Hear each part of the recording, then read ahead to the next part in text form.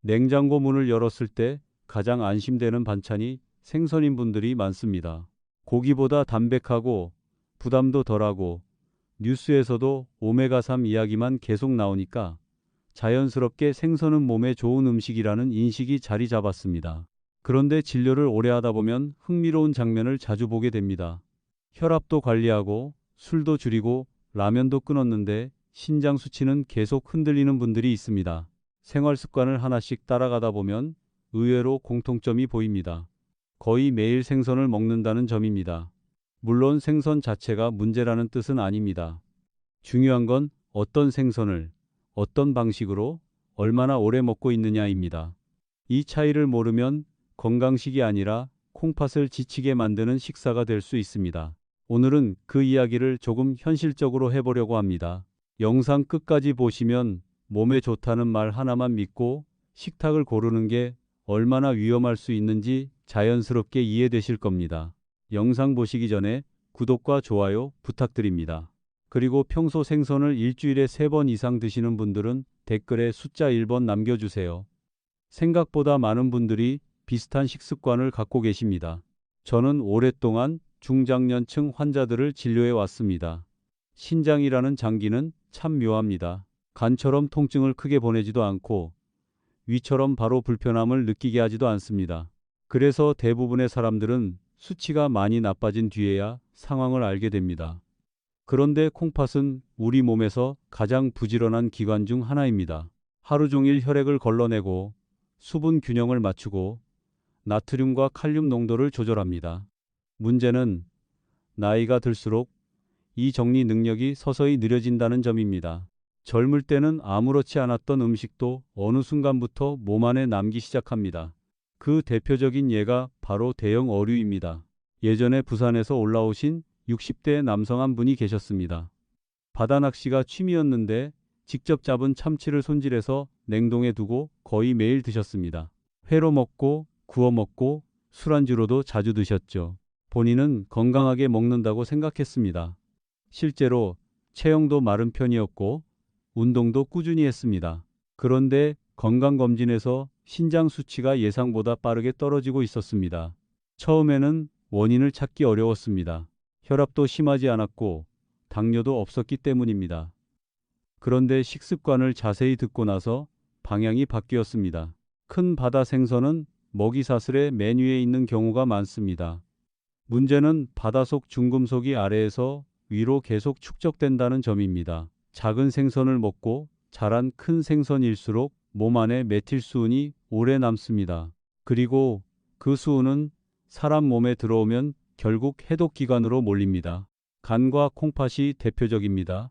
특히 콩팥은 계속 혈액을 걸러야 하니까 독성 물질과 가장 자주 마주치는 장기입니다. 어떤 분들은 굽거나 끓이면 괜찮지 않나 라고 물으시는데 금속 성분은 열로 없어지지 않습니다. 오히려 수분이 줄어들면 농도가 더 진해질 수도 있습니다. 흥미로운 건 이런 위험이 겉으로는 잘 보이지 않는다는 점입니다. 몸이 바로 반응하지 않기 때문입니다. 예를 들어 짠 음식을 먹으면 다음날 붓기라도 느끼지만 중금속은 조용히 쌓입니다. 피곤함도 애매하고 증상도 흐릿합니다. 그래서 대부분은 수치가 변한 뒤에야 알게 됩니다. 저는 가끔 환자분들에게 콩팥은 참는 데 익숙한 장기라고 말합니다. 버티다가 한계가 오면 그때 갑자기 무너지는 경우가 많습니다. 그리고 여기서 많은 분들이 놓치는 부분이 하나 더 있습니다. 몸에 좋다고 알려진 음식일수록 오히려 경계를 안 하게 된다는 점입니다. 사람은 위험하다고 알려진 음식은 조심합니다. 하지만 건강식이라는 인식이 생기면 양 조절이 무너집니다. 생선도 마찬가지입니다.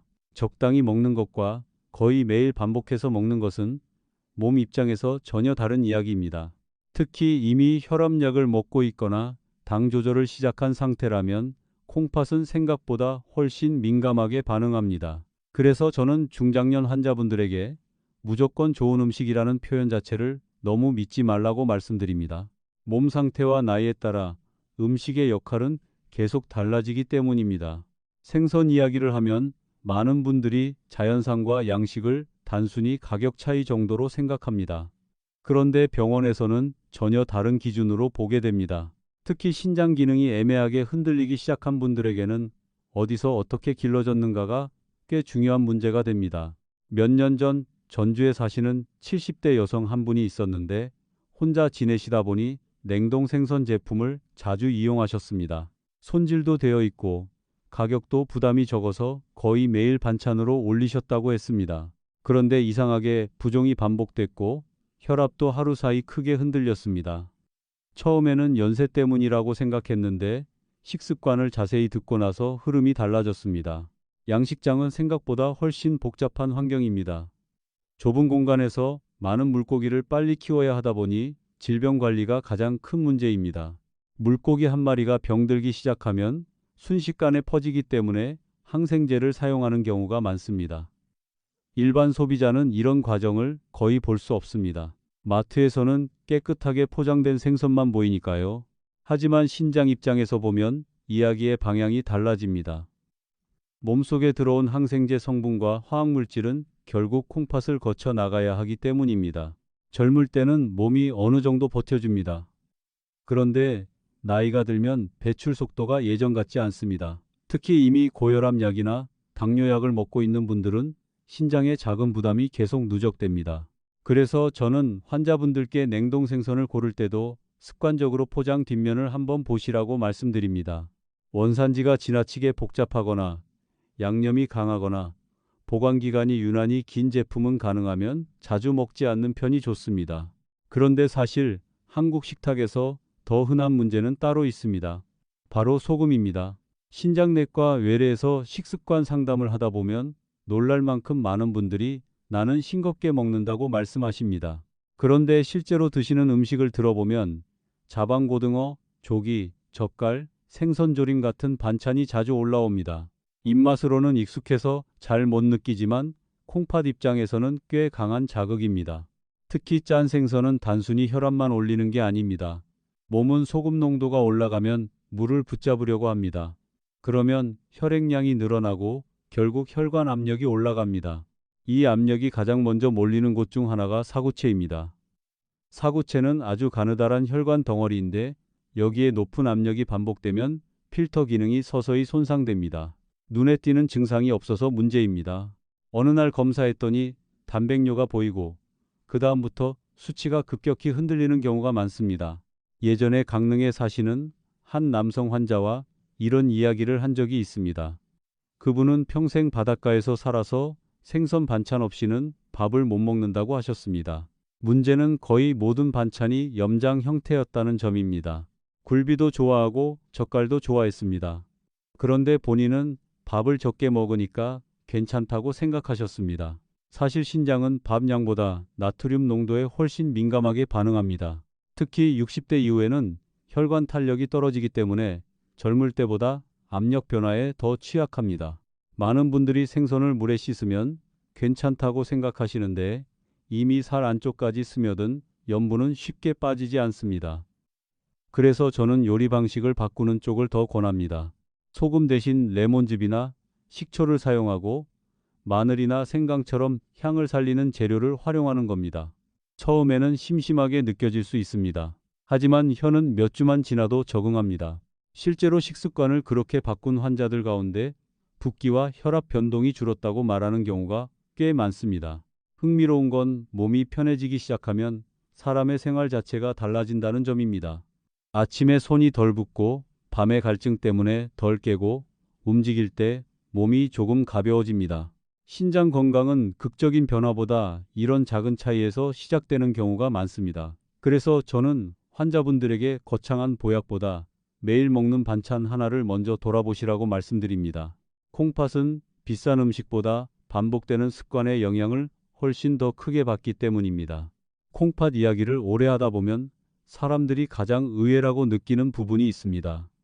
바로 몸에 좋은 음식이라는 말이 상황에 따라 완전히 달라질 수 있다는 점입니다. 대표적인 예가 멸치입니다. 어르신들 중에는 냉장고에 멸치볶음이 없는 집이 드뭅니다. 칼슘 보충에 좋다고 알려져 있고 뼈 건강 이야기만 나오면 빠지지 않는 음식이니까요. 그런데 신장 기능이 떨어지기 시작한 사람에게는 이 익숙한 반찬이 전혀 다른 의미가 될 수 있습니다. 몇 해 전 대구에서 진료를 받으러 오신 여성 환자 한 분이 있었습니다. 60대 초반이었는데 골다공증이 걱정돼서 하루도 빠지지 않고 멸치를 드셨다고 했습니다. 우유도 잘 못 드시니까 멸치가 가장 현실적인 선택이라고 생각하셨던 겁니다. 그런데 검사 결과를 보니 혈관 석회화가 예상보다 빠르게 진행되고 있었습니다. 처음에는 생활 습관을 이해하기 어려웠습니다. 술도 안 드시고 운동도 꾸준히 하셨기 때문입니다. 그런데 식단을 자세히 듣고 나서 흐름이 보였습니다. 뼈째 먹는 생선에는 인성분이 꽤 많습니다. 건강한 콩팥은 이 인을 조절해 줍니다. 필요 이상이면 소변으로 내보냅니다. 하지만 기능이 떨어진 신장은 그 정리가 점점 느려집니다. 문제는 몸이 균형을 유지하려고 억지로 움직이기 시작한다는 점입니다. 혈액 속인 농도가 높아지면 몸은 다른 곳에 저장된 칼슘까지 끌어내 균형을 맞추려 합니다. 그러다 보면 혈관벽에 단단한 침착물이 쌓이는 일이 생깁니다. 쉽게 말해 원래 유연해야 하는 혈관이 점점 뻣뻣해지는 겁니다. 이 변화는 바로 느껴지지 않습니다. 그래서 더 조용합니다. 어느 날 갑자기 숨이 차거나 혈압이 예전처럼 조절되지 않거나 심장 검사를 하다가 우연히 발견되는 경우가 많습니다. 저는 환자분들에게 가끔 이런 말씀을 드립니다.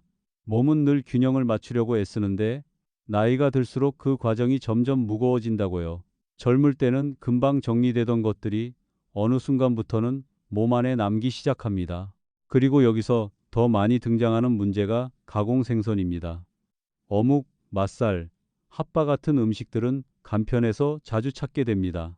특히 입맛이 없을 때 부드럽게 넘어가니까 어르신들이 선호하는 경우가 많습니다. 그런데 병원에서는 이런 식품을 꽤 조심해서 봅니다.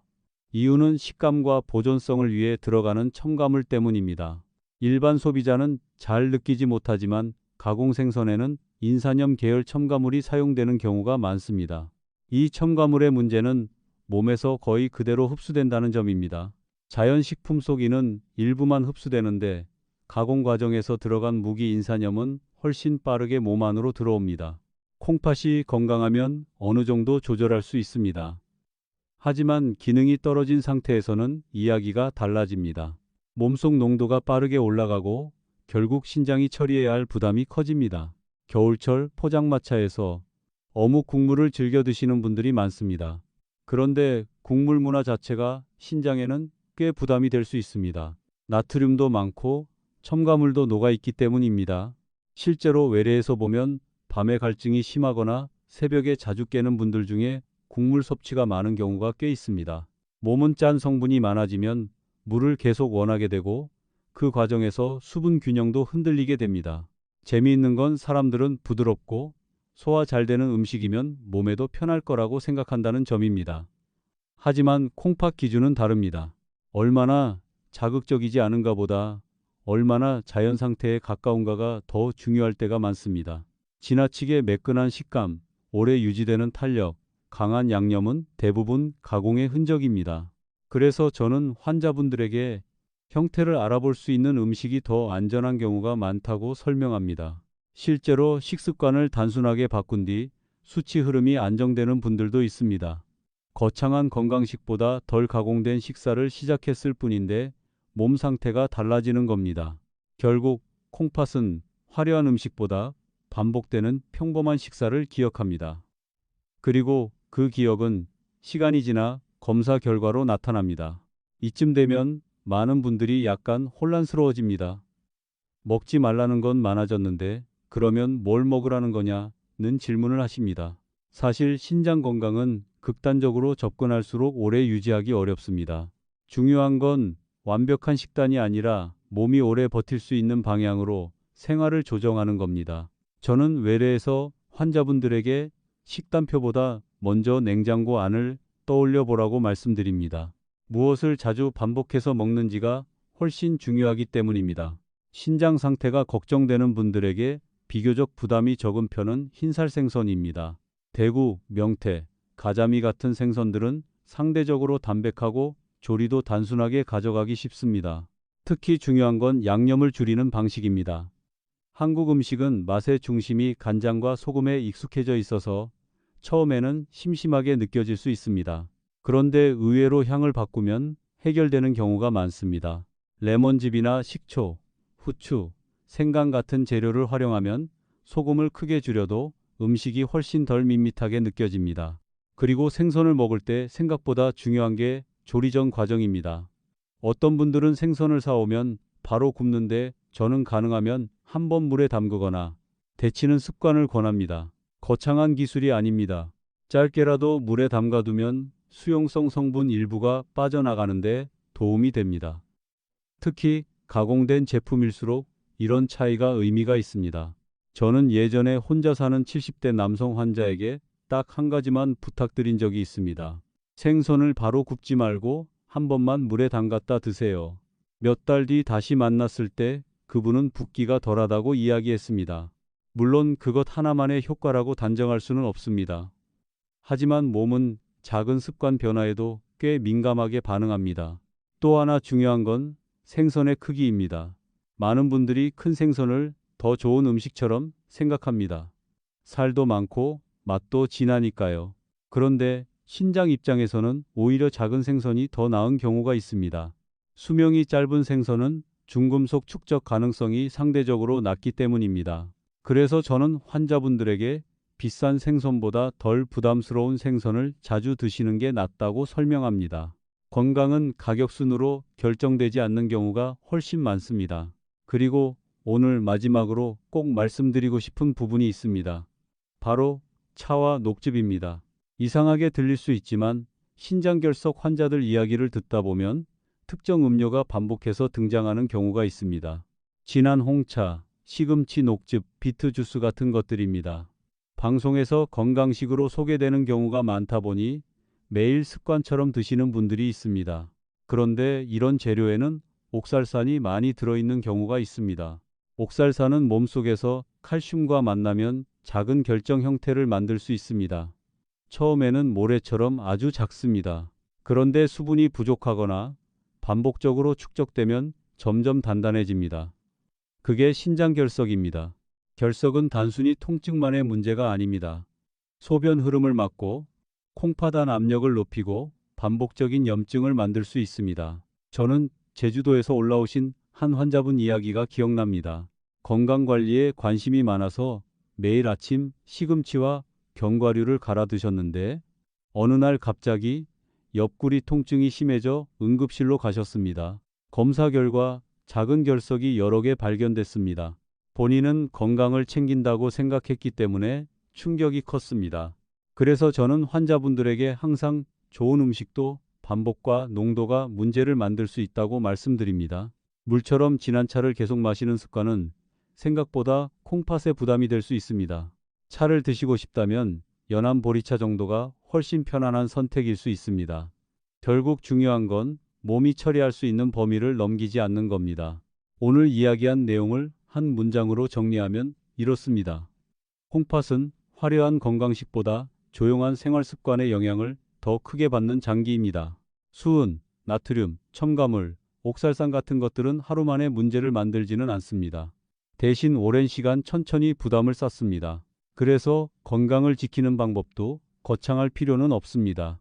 반복되는 식사를 조금 덜 자극적으로 바꾸고 가공식품을 줄이고 물을 충분히 마시는 것부터 시작하면 됩니다. 몸은 생각보다 오래 기억합니다. 좋은 방향도 나쁜 방향도 결국 습관이 남깁니다. 오늘 이 이야기가 여러분 식탁을 한 번쯤 다시 바라보는 계기가 되었으면 좋겠습니다. 도움이 되셨다면 구독과 좋아요 부탁드리고 평소 자주 드시는 생선이나 자신만의 식습관이 있다면 댓글로 함께 나눠주세요.